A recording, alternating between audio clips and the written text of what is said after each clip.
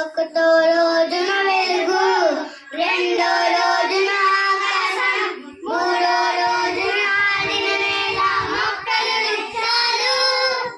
ఒకటో రోజున వెలుగు, రెండో రోజున ఆకాశం, మూడో రోజున ఆడిన నేల మొక్కలు వృక్షాలు. సృష్టిక్రమం, ఓ సృష్టిక్రమం, సృష్టిక్రమం, ఓ సృష్టిక్రమం. నాలుగో రోజున సూర్య చంద్రుడు, ఐదో రోజున చేపలు పక్షులు, ఆరో రోజున జంతువులు, ఆదాములోనే ఒకటో రోజున